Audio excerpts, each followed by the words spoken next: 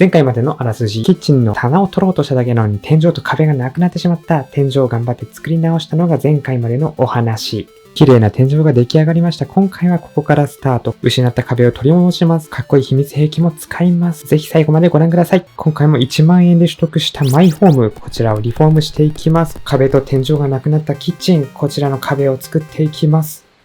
さあ、今回はここから始まります。壁がないですね。もう今ほぼ外の状態ですね。隙間風がすごいです。このまま冬を迎えたら確実に死にます。ここにはカウンターを作っていこうと思います。この壁もね、綺麗にしていきたいと思っています。もともとこの壁、穴開いてなかったんですけど、カウンター用に解体して四角い穴を開けました。もともとどんな状態だったか気になる方はこちらの動画もご覧ください。失ってしまった壁には木で枠を作って、その上にこちらの石膏ボードを貼っていきたいと思います。石膏ボードだいたい1枚400円ですね。このチャンネル初めてご覧になる方はこちらの動画もご覧ください。まずは照明をつけていきます。電気工事ですね。こちらにダウンライトをつけていきたいと思います。ダウンライトかっこいいですよね。照明がダウンライトなだけで結構かっこよく見えますよね。このライト1つ確か1300円ぐらいでしたね。これ2つつけていきます。この作業、電気工事士の資格が必要なので、もし電気工事士の資格持っていらっしゃらなかったら、業者さんにお願いしてください。はい、2つつけました。あとは天井に丸い穴を開けて、このダウンライトを埋め込んでいきます。多分これ順番逆でしたね。先に穴を開けた方が良かったかなと思います。はい、助っ人に今、天井に穴を開けてもらっています。天井に穴を開けるだけの作業なので、ここは電気工事士の資格は特別必要ありません。本当はホールソーっていう、インパクトドライバーの先につける穴開け器みたいなのを使った方が綺麗に開くんですけど、ちょっとこの大きさのホールソー持ってなくて、ホームセンターにも売ってなくて、しょうがなくノコギリで開けていました。はい。無事電気がつきました。明るいですね。思ったより明るくていいですね。もうこの時点で以前の状態から10倍ぐらいおしゃれになってますね。はい。それでは壁を貼っていきます。先ほどの電気をつける動画でちょっと壁貼られちゃってましたけど、電気をつけたのが若干壁張ってからだったんで、順番前後しますがご了承ください。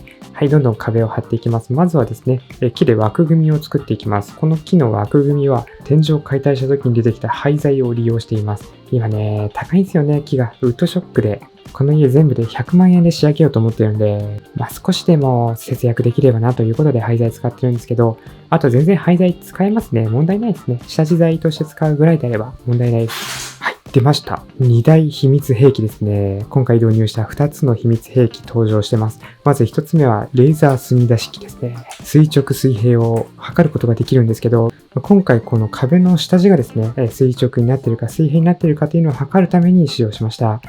中華製で確か8000円ぐらいでしたかね。普通のちゃんとしたメーカーのところの買うと10万円ぐらいしちゃうので、激安ですね。精度はどうなのかわかんないです。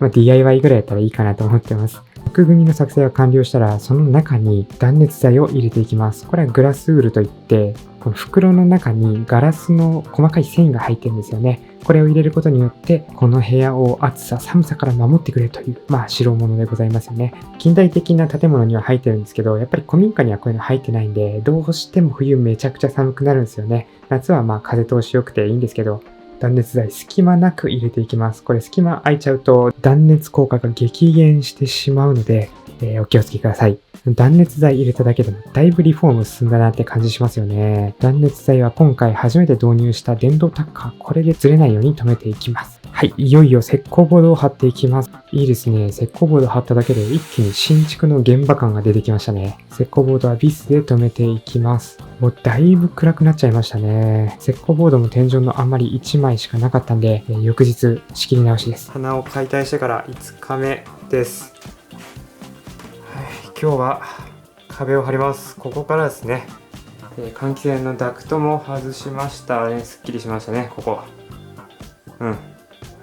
ということで壁張り2日目ですね。やっぱり大変ですね。DIY ってこの下地処理が一番時間かかるし、しんどいし、手抜いちゃうとその後の仕上がりにめちゃくちゃ影響しちゃうしっていう、本当に辛いんですよ、この下地処理をやるのが。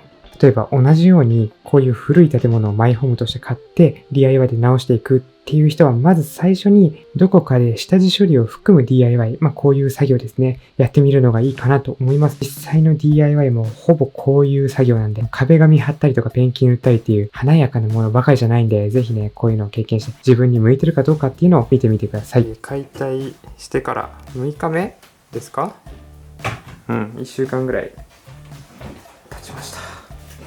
気づいたら6日目に入っていました。午前中はフリーランスの別の仕事をして、午後はこういった形で DIY やっているので、半日ずつしか進められないんですよね。そんなこんなで3日もかかっちゃってます。頑張れば1日でこれ終わる作業なんでしょうけどね。ゆっくりやっていこうかなと思います。この日は残りの壁少しと、あと今映ってるところですね。ここにベニヤ板を貼って、その上から壁紙を貼れるようにしていきたいと思います。ここは骨組みとか作らずに、ベニヤ板でやっていこうかなと思います。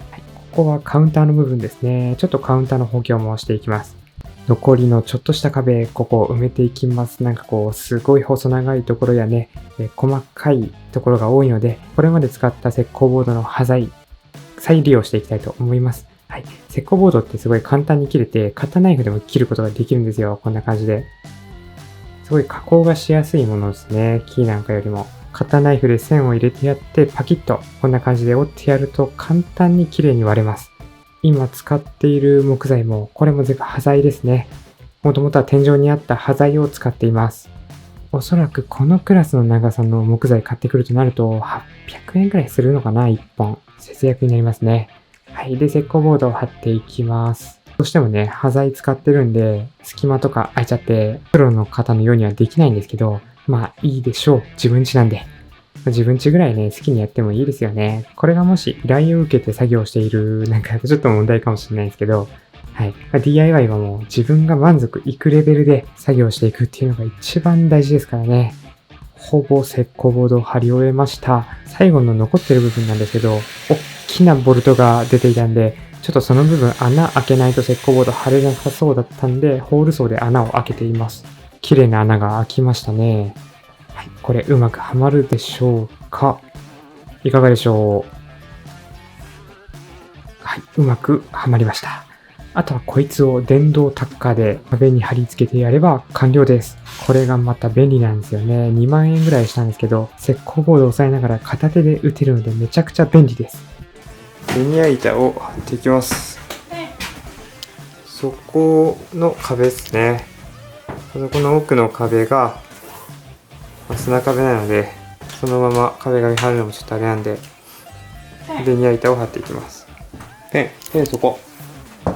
で、これの貼り方は、基本的にタッカーとボンドで留めるんですけど、ボンドは木工用ボンドですね。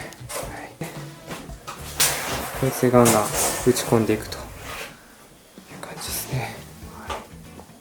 ベニヤ板を壁のサイズに合わせてカットしていきます。ベニヤ板の下にはスタイロフォームという、スポンジみたいな、今見えてますね。この断熱材を入れてカットしてます。スタイロフォーム入れるとめちゃくちゃ切りやすいです。ぜひ皆さんお試しください。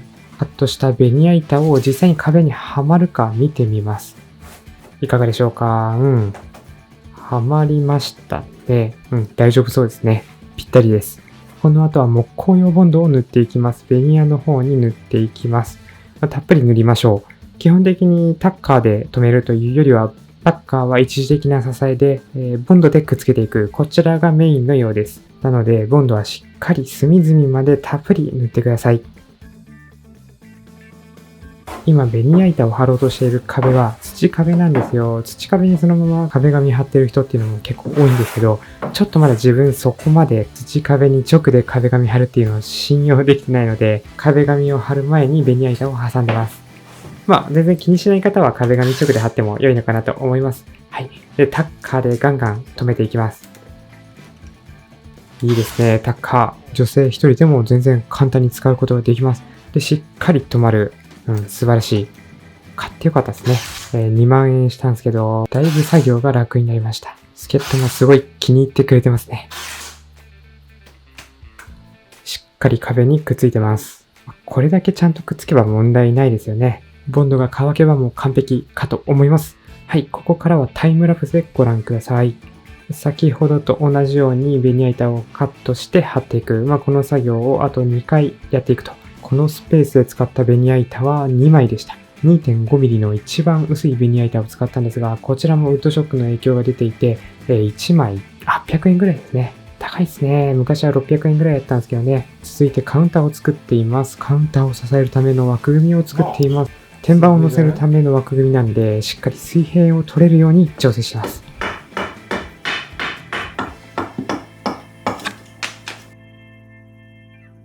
一旦本日のカウンター作りはここまで。また次回に持ち越しです。それでは本日の作業のビフォーアフターです。ここから始まった壁作り。もうこの壁はないに等しい状態です。こちらカウンター部分。カウンター部分そんなにいじってないですけどね。この左の部分をスッキリさせて壁を作りました。これ手前の部分ですね。手前のちょっとした壁の部分です。いい味出してはいるんですけどね。今回のキッチンの構想とはちょっと異なるので、こんな感じでね、埋めていきました。いかがでしょう？作業後の様子です。換気扇を後で取り付ける部分以外は全部壁を張りました。もう新築の現場みたいですね。いや、綺麗。ちょっとね、やっぱ隙間が空いたり、穴は目立つんですけど、DIY なんでしょうがないでしょう。ここはベニヤを貼りました。この上に直で壁紙を貼れるように、砂壁全面に貼りました。そしてダウンライト、おしゃれですね。一気に明るくなりました。最初の状態と比べると、おしゃれ度10倍ぐらい上がったんじゃないでしょうか。この後壁紙を貼っていくんですけど、基本は白で、天井は木目調の壁紙を貼っていきたいと思います。目指すはおしゃれなカフェ風のキッチン。今時の料理が楽しくなるような、そんなキッチンを作っていきたいと思います。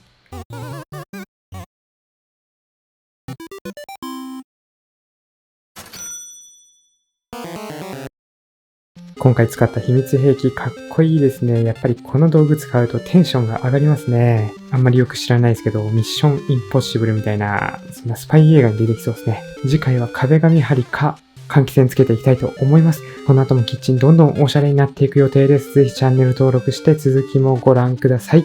それではまた。